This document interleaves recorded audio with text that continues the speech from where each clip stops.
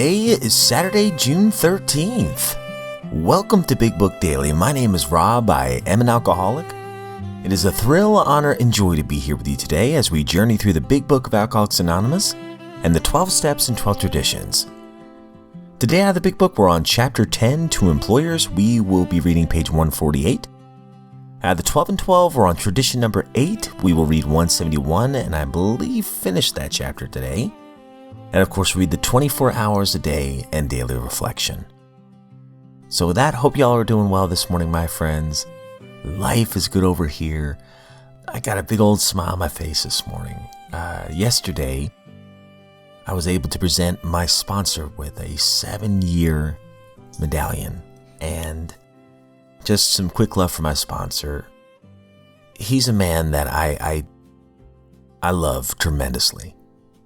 He has been a consistent person in my life since I got sober, and I'll never forget when we started working the steps. I was actually about a year into, going to the fellowship and everything, but I didn't really understand what working the steps looked like for me. I was just reading the big book, but didn't quite get it, I guess.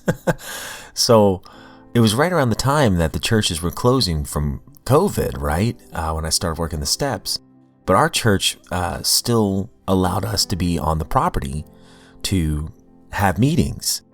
So I remember before the meeting, he and I would meet up in the back of the church in the parking lot. And we worked the steps. We went through the big book together, page by page. And he explained things in a way that it was so easy a caveman could do it. Here's a little reference for you. And, he's always told me the truth and love.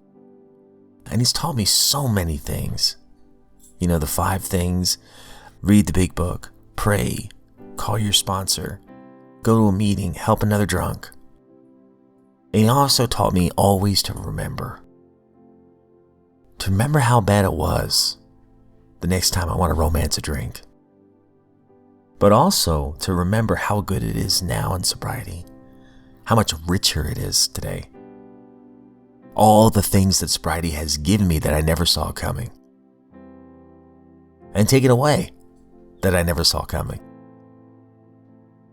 So I just want to honor my sponsor today. If you're somehow listening, man, I love you. Thank you so much for being the big brother I never had. So with that, let's go ahead and get to the good stuff.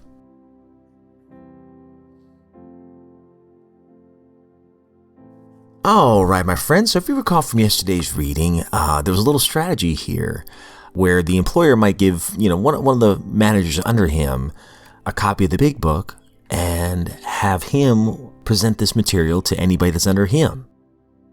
So we're on page 148. Your junior executive may not agree with the contents of our book. He need not and often should not show it to his alcoholic prospect. But at least he will understand the problem and will no longer be misled by ordinary promises.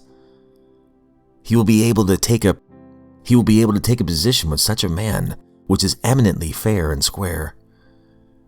He will have no further reason for covering up an alcoholic employee. It boils right down to this.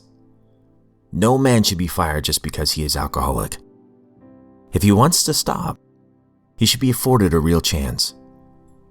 If he cannot or does not want to stop, he should be discharged. The exceptions are few.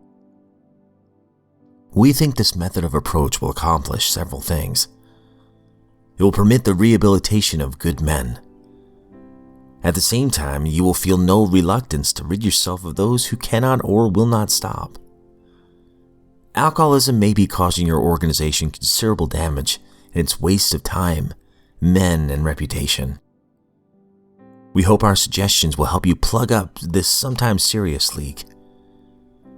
We think we are sensible when we urge you that you stop this waste and give your worthwhile man a chance. The other day, an approach was made to the vice president of a large industrial concern. He remarked, "I'm mighty glad you fellows got over your drinking, but the policy of this company is not to interfere with the habits of our employees. If a man drinks so much that his job suffers, we fire him. I don't see how you can be of any help to us For, as you see, we don't have any alcoholic problem. This same company spends millions for research every year. Their cost of production is figured to a fine decimal point. They have recreational facilities. There's company insurance. There is a real interest, both humanitarian and business, in the well-being of the employees. But alcoholism, well, they just don't believe that they have it.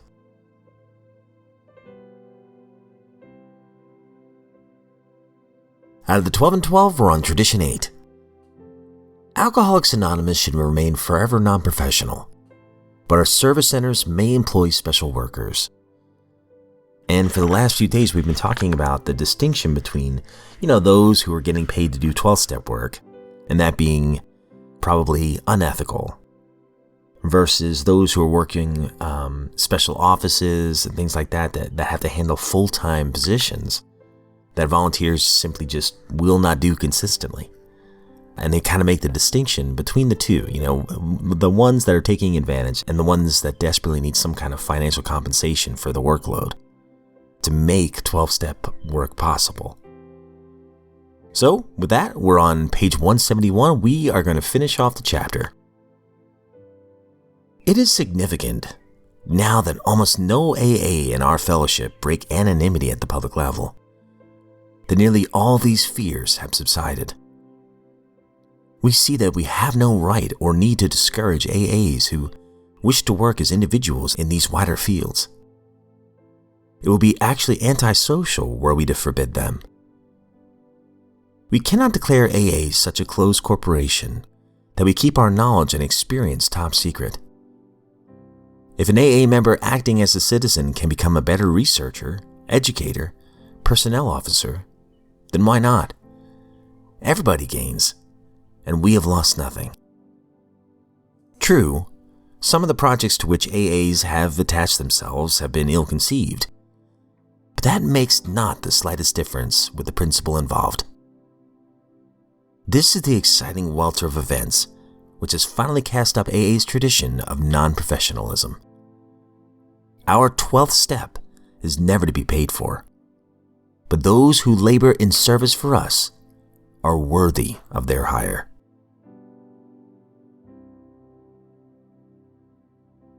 "24 hours a day, June 13th. AA thought for the day. In AA, we have to re-educate our minds. We have to learn to think differently. We have to take a long view of drinking instead of a short view. We have to look through the glass to what lies beyond it. We have to look through the night before to the morning after. No matter how good liquor looks from the short view, we must realize that in the long run, it poisons us. Have I learned to look through the bottle to the better life that lies ahead? Meditation for the day. If you are honestly trying to live the way that you believe God wants you to live, you can get guidance from God in times of quiet communion with Him, provided your thoughts are directed towards God's will and all good things. The attitude of "Thy will, not mine, be done" leads to clear guidance. Act on this guidance and you'll be led to better things. Your impulses seem to become less your own and more the leading of God's Spirit acting through your thoughts. Obeyed, they will bring you the answers to your prayers. Prayer for the day. I pray that I may try to think God's thoughts after Him. I pray that my thoughts may be guided by His thoughts.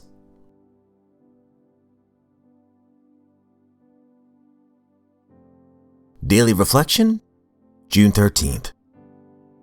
Living our amends. Years of living with an alcoholic is almost sure to make any wife or child neurotic.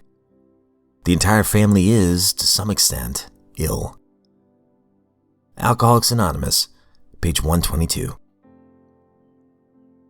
It is important for me to realize that, as an alcoholic, I not only hurt myself, but also those around me. Making amends to my family, and to the family of alcoholics still suffering, will always be important. Understanding the havoc that I created and trying to repair the destruction will be a lifelong endeavor. The example of my sobriety may give others hope and faith to help themselves.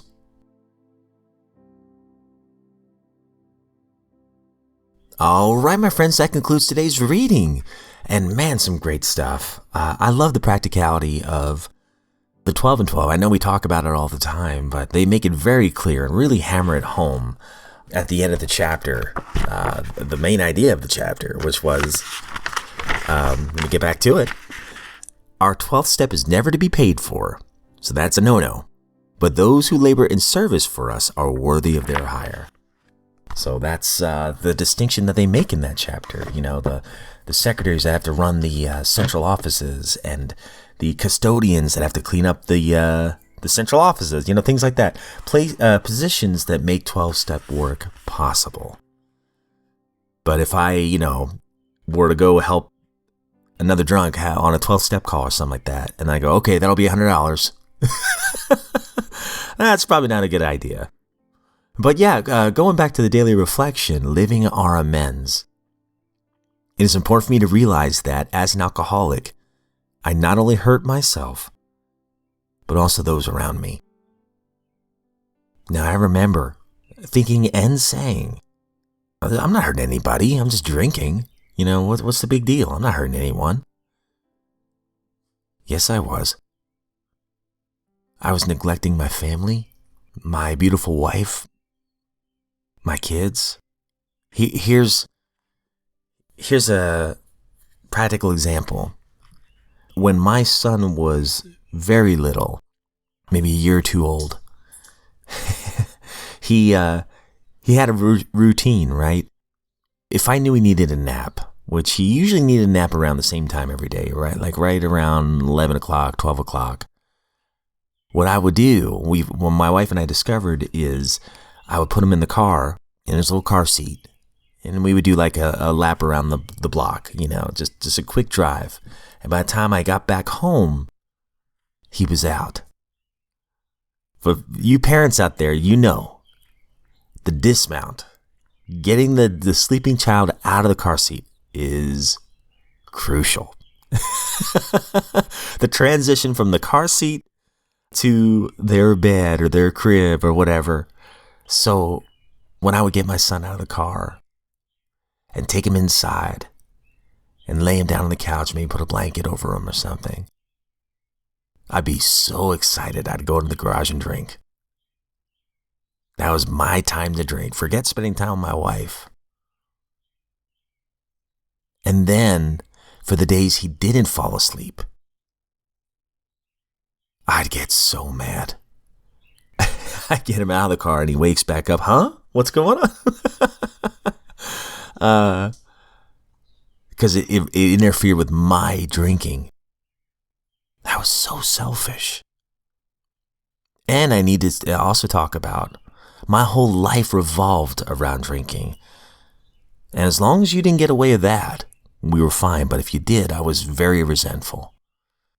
I might not necessarily say it out loud, but I know for a fact that's what was going on inside. And I would rationalize. I was very good at rationalizing. Oh, I deserve this. I work hard. Never mind the fact that I would make very selfish decisions while drinking. I only cared about me.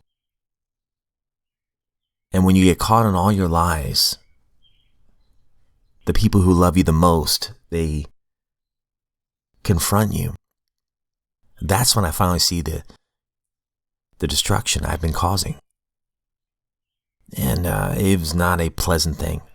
So as it says here, making amends to my family and to the families of alcoholics still suffering will always be important.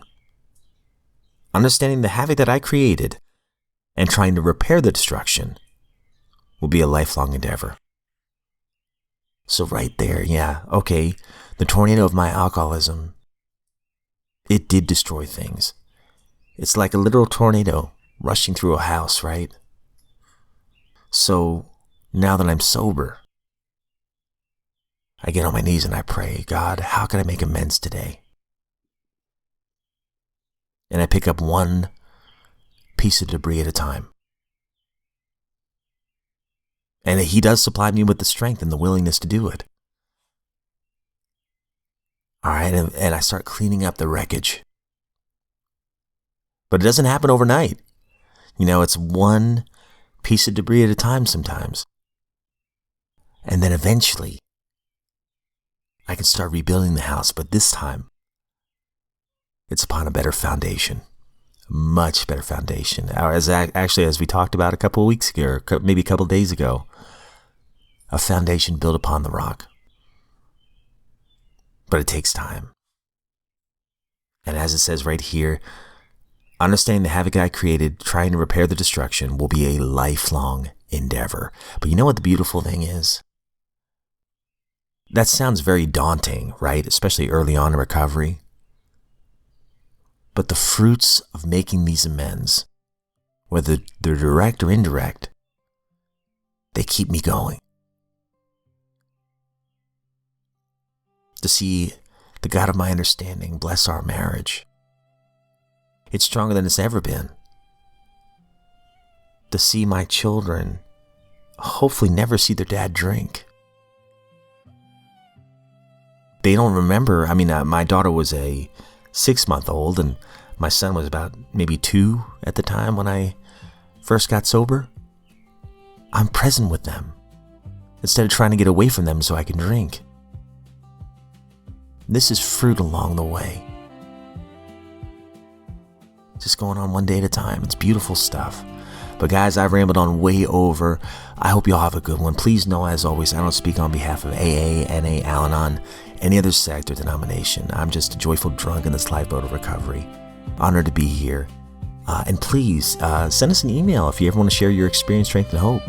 bigbookdaily@gmail.com is the email, and the phone number, if you ever want to leave a voicemail, is 865-309-5486. I hope I got that number right. If not, check out the show notes, but I think it's 865-309-5486. So with that, hope you all have a good one. And if we're given another set of 24 hours, my friends, I sincerely look forward to seeing you right back here tomorrow.